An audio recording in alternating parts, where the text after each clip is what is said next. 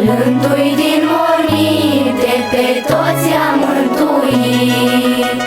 Cu atotputernicia lui Dumnezeu slăvit, sculându-i din morminte, pe toți i-a mântuit.